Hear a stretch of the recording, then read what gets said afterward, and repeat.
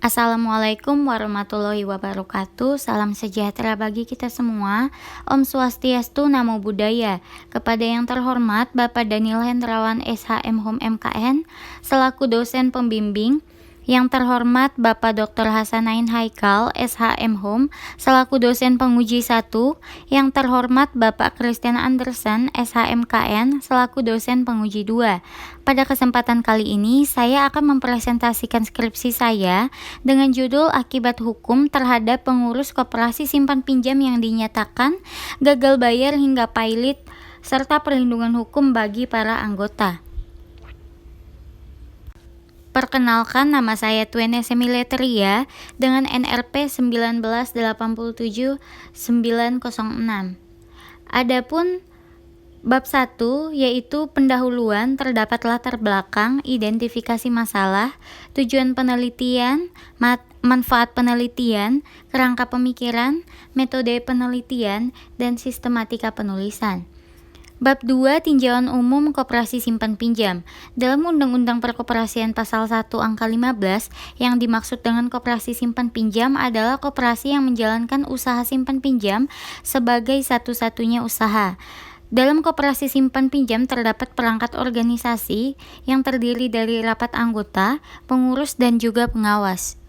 Prinsip koperasi simpan pinjam sebagaimana dalam pasal 5 Undang-Undang Nomor 25 Tahun 1992 tentang perkoperasian, prinsip dasar koperasi simpan pinjam diantaranya yaitu kekuasaan tertinggi ada pada rapat anggota, laba koperasi dari sisa hasil usaha diberikan kepada anggota secara adil sesuai dengan kesepakatan, keanggotaan sifatnya terbuka dan sukarela, dikelola secara mandiri dan demokratis. Izin usaha koperasi simpan pinjam diatur dalam Peraturan Menteri Koperasi dan Usaha Kecil Menengah Nomor 11 Tahun 2018 tentang perizinan usaha simpan pinjam koperasi.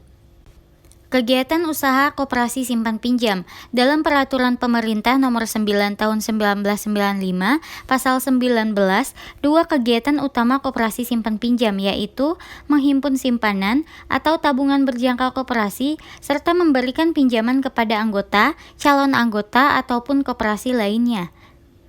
Dalam koperasi simpan pinjam terdapat SOP penghimpunan dana, ketentuan kebijakan simpanan, kebijakan bunga simpanan, dan ketentuan dan kebijakan berjangka. Standar pengelolaan koperasi simpan pinjam. Pengelolaan koperasi simpan pinjam yang dilakukan oleh pengurus harus bertanggung jawab kepada rapat anggota. Oleh sebab itu, pengurus harus dapat memenuhi persyaratan yang berlaku, yaitu diantaranya memiliki kemampuan manajerial yang baik, memiliki kemampuan kepemimpinan yang efektif, memiliki akhlak dan moral yang baik, dan memiliki kemampuan dan wawasan perkoperasian. Pembubaran, penyelesaian, dan hapusnya status badan hukum koperasi. Pembubaran koperasi diatur dalam ketentuan pasal 103 sampai 105 Undang-Undang Perkoperasian. Sebagaimana pembubaran koperasi dapat dilakukan berdasarkan keputusan rapat anggota, jangka waktu berdirinya telah berakhir, dan juga keputusan menteri. Bab 3, tinjauan umum kepailitan dalam koperasi simpan pinjam. Pengertian kepailitan di Indonesia mengacu pada Undang-Undang Nomor 37 Tahun 2004 tentang kepailitan dan penundaan kewajiban pembayaran utang. Martias Gelar Iman Radjo Mulano mengemukakan pailit sebagaimana ditentukan dalam Kitab Undang-Undang Hukum Perdata yang seluruh harta dari kekayaan debitor menjadi jaminan untuk seluruh utang-utangnya. Asas-asas kepailitan yaitu terdapat asas keseimbangan, asas keadilan, asas kelangsungan usaha, dan asas integrasi. Syarat-syarat permohonan pailit. 1. Syaratnya ada 2 kreditor atau lebih. 2. Syarat harus adanya utang. 3. Syarat cukup 1 utang yang telah jatuh waktu dan dapat ditagih. Menurut Undang-Undang Kepailitan, ada beberapa pihak yang terlibat dalam proses kepailitan, yaitu pemohon pailit, debitur pailit, hakim pengawas pengadilan niaga, hakim pengawas kreditor, panitia kreditor, dan kurator. Putusan kepailitan membawa akibat bagi si pailit atau debitur sendiri maupun harta kekayaannya sejak dibacakan putusan kepailitan oleh pengadilan niaga. Berakhirnya kepailitan diatur dalam bagian ke-6 Undang-Undang Nomor 37 Tahun 2004 tentang kepailitan dan penundaan kewajiban pembayaran utang. Pasal 144 menjelaskan bahwa debitur pailit berhak untuk menawarkan suatu perdamaian kepada semua kreditor. Bab 4. Analisis mengenai akibat hukum pasca putusan terhadap pengurus koperasi simpan pinjam yang dinyatakan pailit, serta perlindungan hukum bagi para anggota koperasi simpan pinjam. Dalam koperasi, sehubungan dengan penggantian kerugian yang diderita oleh koperasi, ada 3 kelompok yang dapat dipertanggungjawabkan, yaitu 1 pengurus, 2 koperasi sebagai badan hukum, 3 anggota pengurus. Doktrin fiduciary duty dalam kepengurusan koperasi dapat ditemukan dalam Undang-Undang Nomor 17 Tahun 2012, yaitu pada pasal 30 ayat 10 huruf A, pasal 30 ayat 2 huruf A, pasal 30 ayat 2 huruf C. Apabila pengurus dalam mengelola koperasi menimbulkan kerugian, maka harus bertanggung jawab untuk menanggung kerugian seperti yang diatur dalam pasal 34 Undang-Undang Perkoperasian. Sebagaimana jika tindak pidana penggelapan terhadap simpanan berjangka yang dilakukan pengurus koperasi dapat disebut sebagai crimes against corporation, yang berarti kejahatan jabatan atau kejahatan terhadap korporasi, dan tindakan tersebut merupakan tindakan di luar kuasa kewenangan yang diberikan koperasi kepada pengurus koperasi, yaitu ultra vires.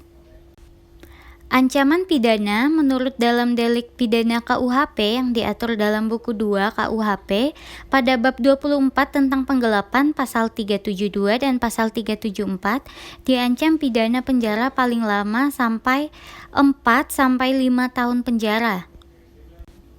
Di samping pengurus harus bertanggung jawab untuk mengganti kerugian, tidak menutup kemungkinan bagi penuntut umum untuk melakukan tuntutan pidana, dan ketika ditemukan unsur pidana, maka pengurus harus menerima sanksi dan hukuman berkaitan dengan perbuatannya tersebut. Perlindungan hukum terhadap anggota koperasi simpan pinjam yang dinyatakan pailit. Teori kepastian hukum, teori Surjono Sukanto, perlindungan hukum pada dasarnya merupakan perlindungan yang diberikan kepada subjek hukum dan bentuk perangkat hukum. Jika koperasi sudah berbadan hukum ketika mengalami kebangkrutan atau pailit, maka para anggotanya mempunyai hak untuk dilindungi oleh pihak koperasi, sebagaimana terdapat dalam pasal 131 BW dan pasal 132 BW. Bab 5 penutup. Terdapat kesimpulan yang merupakan kesimpulan dari hasil penelitian saya, dapat dilihat di slide berikut, dan juga terdapat saran yang memuat harapan dan rekomendasi untuk pihak terkait dan juga pemerintah. Sekian dari hasil presentasi saya.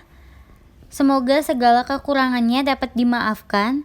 Untuk itu, saya ucapkan terima kasih banyak terutama untuk dosen pembimbing saya yang telah membantu saya menyelesaikan tugas akhir ini. Dan terima kasih banyak untuk dosen penguji 1 dan dosen penguji 2 yang telah meluangkan waktu dan ilmunya.